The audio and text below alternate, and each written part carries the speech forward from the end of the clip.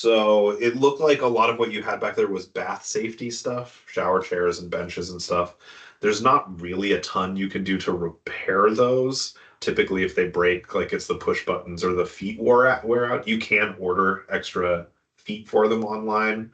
I just grabbed a couple of the more basic things because I think these are the things that you're going to run into the most when you're doing these sort of adjustments.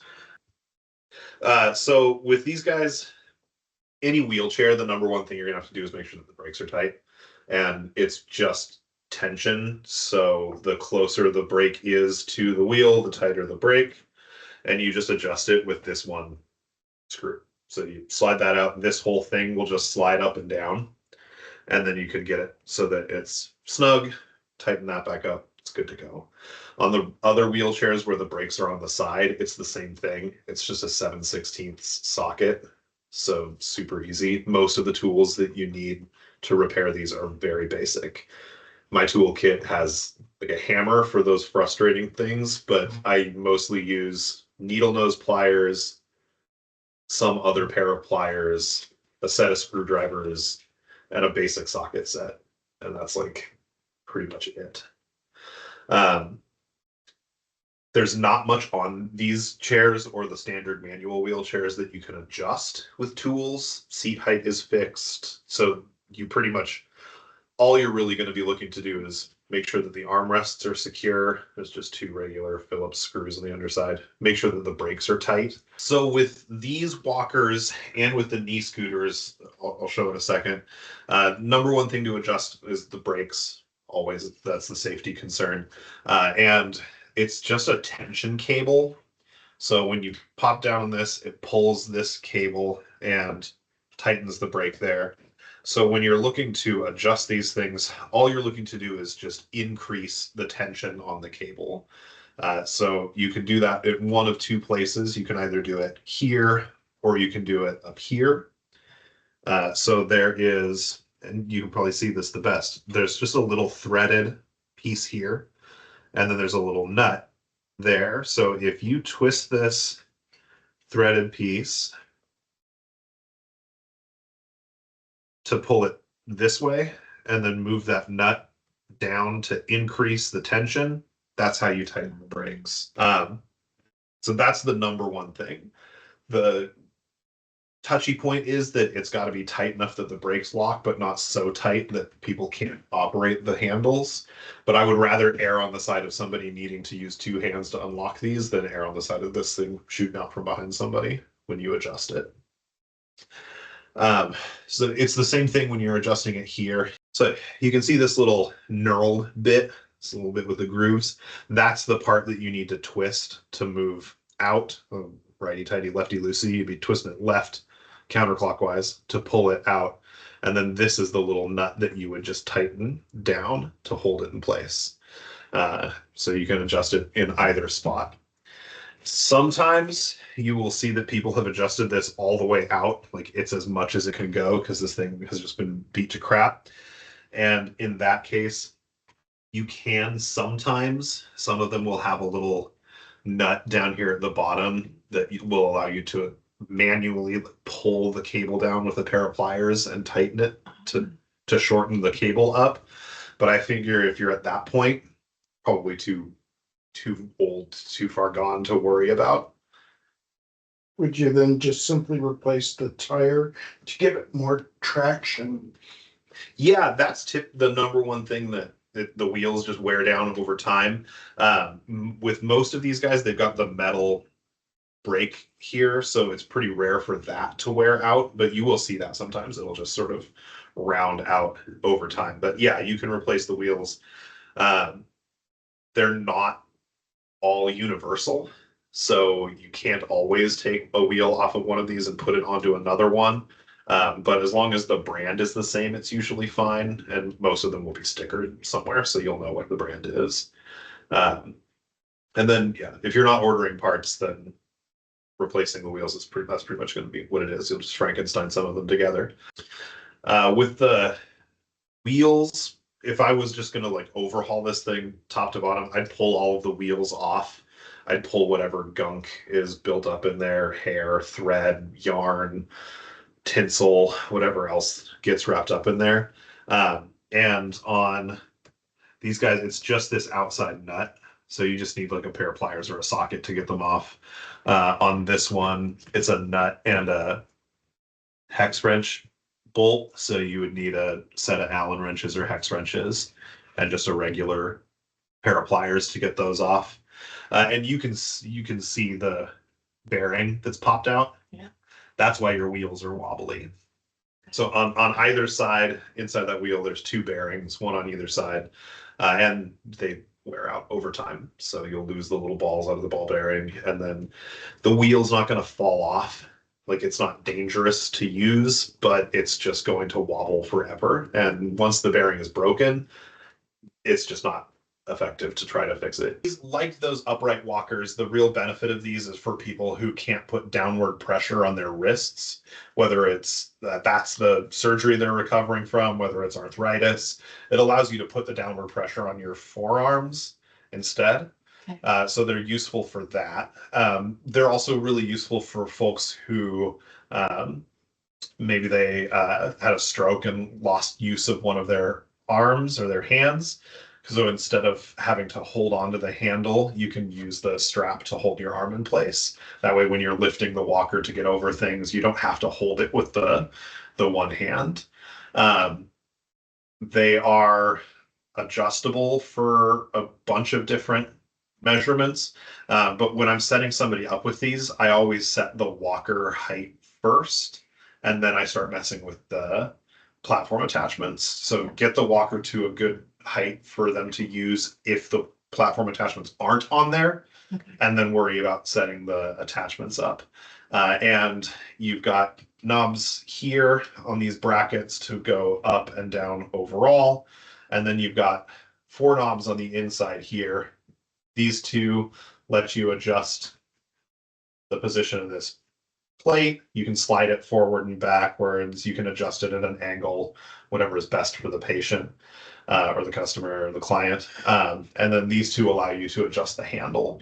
So you can adjust it sort of at the angle of it, and then you can slide it forward and back for whoever needs to use it.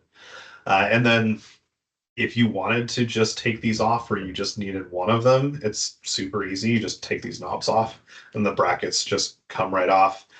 And with that, would you want to adjust it kind of like with that walker where the handles are okay? Yeah. Yeah, so they just pop off. These little brackets, they've got a little square metal piece that just pushes up against the Okay. outside of the frame. And these guys, I'm sure you probably see a lot of these too. It's the same brake. The brakes adjust the exact same way. You can do it here, you can do it up here. And actually, if you can do it on this, now you can do it on a bike too. It's all the same. Those tension brakes are all the same. So same way to adjust. Same thing with the wheels. These are just a hex wrench to take the wheels off. You can pull them off, get whatever gunk out of there that you need to.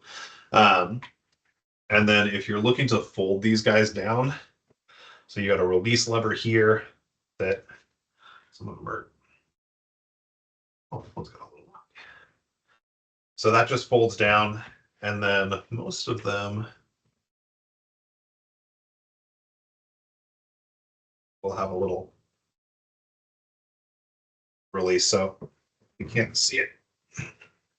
You got a little nut on a spring here. That's the piece that holds it in place. So it pops on, and then this is just a little lock to keep that from falling off. So that folds down. This little guy pops out of the way, and then this thing folds down. That's about as small as you're going to get it, unless you want to take the knee pad off. Did you know that the knee pads are side specific? The idea is that you want your weight to be balanced on it. So typically it's offset on the side of the injury. So if you have your right leg up, the knee pad should be off to the right side of the knee scooter. Because if it's off to the left side, all of your weight's on the left side of this thing. It's going to be kind of tippy. Can we go back one more time? I just want to make sure I have this right. So if it's a right ankle injury, if it's an offset, the pad would be on the right side. Mm-hmm. Okay. And the way to switch it around is you just take this knob out, and then you just literally just swip this thing around and then Okay. put the knob back in. Okay. The drive logo would be upside down, but that doesn't matter. It's just on the right side. On the front wheel walkers, the pop out ones, there's not much you can do on those things. When they're wobbly, they're riveted together, they're not screwed together. So once they loosen up, it's kind of it. Best you can do is replace the little glide caps on them, tennis balls, whatever you want, just to keep them usable, but not much to do there. Crutches are the same, canes are the same. You can get replacement crutch pads, like the part that goes under the arm, and those are relatively cheap. But there's not much you can do as far as fixing those. Because again, it's rivets. I can't redo that. Tires aren't universal, not anymore. They used to be. But yeah, there's no standardization with them in the way that there are with some of these things. Like you could, pretty much any one of those knee scooters, you could take a brake assembly off of and put it onto another knee scooter. It won't look the same, but it'll work the same. Not that big of a deal, but with power mobility, it doesn't work quite like that. Even manual wheelchairs, like a lot of the time you can take a brake from one brand, like a Medline wheelchair, and put it on an Invacare wheelchair, and it's functionally the same. You just can't do that with power. Is it normal for knee scooter handles to be so wobbly? Like this. Yeah. Yeah, kind of. Partly because they fold down. They're not really fixed. So this is pretty normal. Yeah. Not that I want to get into being a physical therapist, but is there any helpful guidelines on how to adjust height of either crutches, canes, walkers? For sure. So with crutches and walkers, it's the same idea. You want the handles to be about where a wristwatch would sit. So if I'm standing here like this, I want these handles to be about here, right? The idea with these, and to make you a little bit of a physical therapist, the idea with these walkers is that you keep them close to your body. You want your elbows slightly bent, but you don't want them to be 90 degrees. If your elbows are about 90 degrees, people have a tendency to hunch the shoulders. And sometimes they'll just let the walker get out ahead of them. A lot of people will say that they want the handles up higher because it keeps their walker closer, keeps them from hunching over. But really, that's all about the position of the walker when they're using it. And it doesn't matter how high the handles are. If it's out here, I'm going to lean forward into it. And then I'm going to have back problems, neck problems, whatever. So when you're walking with one of these, you want it to be pretty close to your body. Keep your elbows at your side, slightly bent, and just use it for balance like that. Canes, it's the same rule. Crutches, it's a little different because you've got the pad under your arm. So typically you can adjust it twice, right? The length of the foot piece and then the position of the handle. And the same, you don't want the handle part to be up so high that it sticks your elbows out. You still want to be at about a 45-degree angle there with your elbows. For the most part on these, seats are not adjustable. And one of the issues that you run into, because they're all supposed to be one size fits all, right? So a lot of the time you'll get the people who are short and wide, people who are tall and skinny. And I always want to push for safe handle height first. People are primarily using these for balance when they walk. And then the secondary thing is the seat. But then I would always err on the seat being a little bit taller than a little bit shorter. I mean, when at Bellevue Healthcare, we were a licensed vendor. So there were a few brands that we could order from a ton, but they're all like Medicare approved brands. But you can get whatever you want online these days. And so you can find some crazy things. Did you guys do power lift chairs? Yes. Rentals? Lift chairs, yes. Oh. I think it's $250. We get a lot of those calls asking if we have it, and we don't have room for hospital beds, Hoyer lifts, power lifts. We'll refer to other people who say I have one available, give them my number. Mhm. But it's nice to know that. Yeah, Bellevue Healthcare rented them. Okay. They're not super cheap. Yeah. But if it's something you only need for a month, it's definitely cheaper than buying Yeah. one yourself. Deliver to the island. Oh, they can? Yeah, for sure. They delivery and setup, Oh. which is a big thing when it's a hospital bed. Yeah. Yeah. If it's not the Burlington branch, it'd be the Everett location that would serve the island. And yeah, Yeah. they deliver, they do set up, all of that. So Medicare covers equipment every 5 years. They consider this stuff to have a 5-year lifespan. So if somebody has gotten one in the past, they gotta wait 5 years to get a new one. It makes sense with some things like wheelchairs, but it doesn't make sense with things like wheelchair cushions. Things like canes, crutches, front wheel walkers, and 4-wheel walkers like this are very easy to get through your insurance. Medicare pays 80%, like they do for any equipment. You just need a basic prescription from your primary care doctor. It does need to specify that if they need this, it needs to be a prescription for a walker with brakes and a seat. Because if you just order a walker, they're going to default to the cheapest option. They're going to get you the 2-wheel kind. So as long as the prescription is clear about what they're ordering, and that's true for canes, the quad point, the 4-point canes, it's true of crutches, it's true of front wheel walkers and 4-wheel walkers. And if the prescription is complete and they have their insurance information with them, a lot of the time they can just go into a place like Bellevue Healthcare and they can walk out with the equipment. Where they don't, most insurances don't require authorization for those items.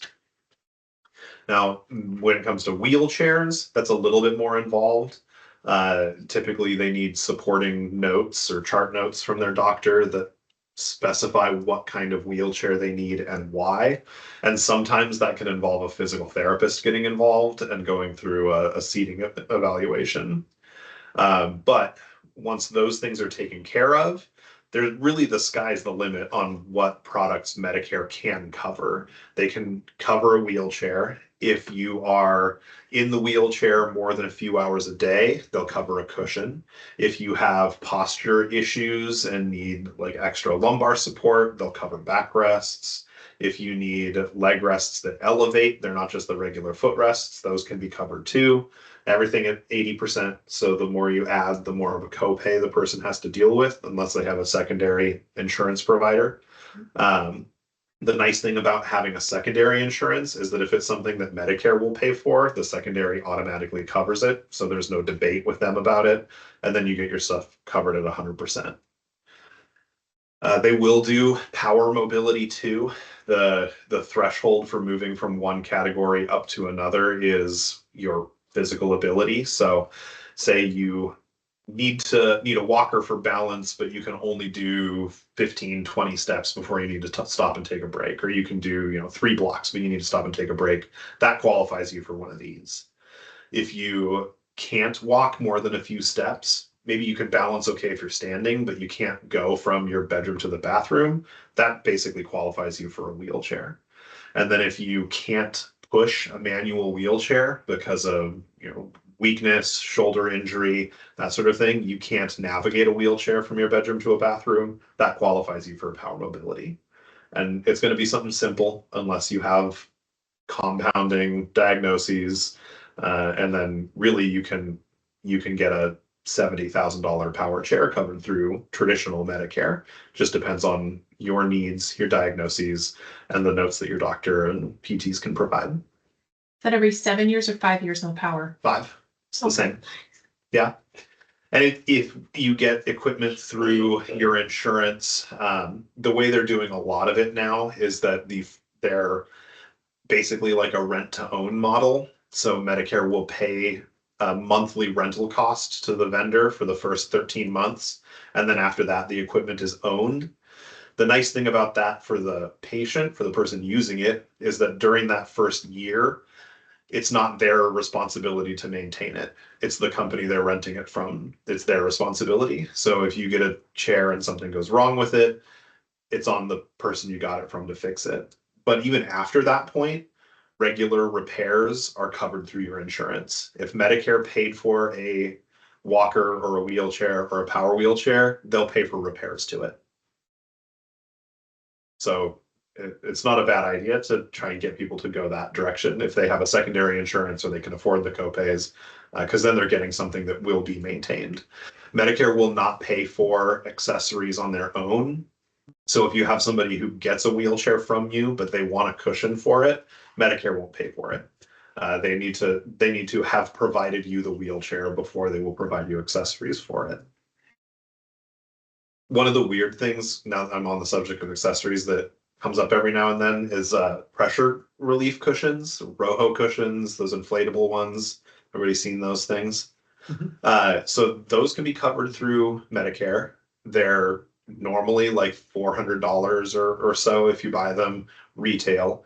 But the problem with them is that Medicare won't pay for it as a preventive measure. Like if you know that you're going to be in a wheelchair and you're prone to skin breakdown, they won't buy one for you until you have documented pressure sores. Then they will order one for you and as like a curative thing, but they don't pay for it as a preventative thing. Which Medicare will cover home hospital beds. You need to have a couple of key things. They're looking for a lot for like COPD, aspiration, like people who have trouble swallowing. It needs to be shown that you need to adjust the headrest, like you need to adjust your position more than 30 degrees, frequent changes that you can't accommodate with pillows. Like they're looking to basically rule out cheaper alternatives for these things. So if you have somebody who broke a hip and can't get up their stairs to their bedroom, you're out of luck. They won't pay for a bed for that. But as you get these progressive diagnoses like ALS, you'll get pretty much whatever you need. Medicare covers a ton of stuff for that diagnosis. But they can cover what's called a semi-electric hospital bed. So people will be able to adjust the head up and down, the foot up and down. They will cover or can cover the lift mechanism on lift chairs, those power recliners. Because the only thing that can be considered medically necessary is the motor that actually lifts the seat up. They will cover about $250 of the cost. The rest of it is considered furniture, so you got to pay for that out of pocket. Bath safety is not covered at all by Medicare. They don't pay for bedside commodes. They don't pay for grab bars. They don't pay for incontinence supplies or shower chairs or anything. It's not medically necessary. Just in the same way that they don't consider it medically necessary that you leave your house, which is why that transport chair that we had, those aren't covered by Medicare. They're not usable in the home. A person to get themselves from the bedroom to the bathroom to the kitchen to perform their daily tasks. They're designed for somebody else to push you around, and that's just doesn't count as being medically necessary. All that being said, traditional Medicare covers quite a bit more than people think and quite more frequently than people think. So it's not all a loss. You'll just end up paying out of pocket for bedside commodes or whatever you need like that. Well, that's where we come in. Hoyers are covered through Medicare. The manual pump Hoyers are covered. The criteria for that is that you would need to be considered bed bound without it. And that can mean like maybe your spouse is the only one who is able to get you out of bed. And if they can't physically do it and you would be stuck in the bed otherwise, Medicare will pay for one of those lifts. The electric ones are not covered. When we strip a piece of equipment down, is there anything with, like, are they recyclable metal? Yeah, so the frames they're all, for the most part, they're like aluminum, so they are definitely recyclable. If I were stripping this whole thing, I would note that it came from a Drive 4-wheel walker, and I would label it as such.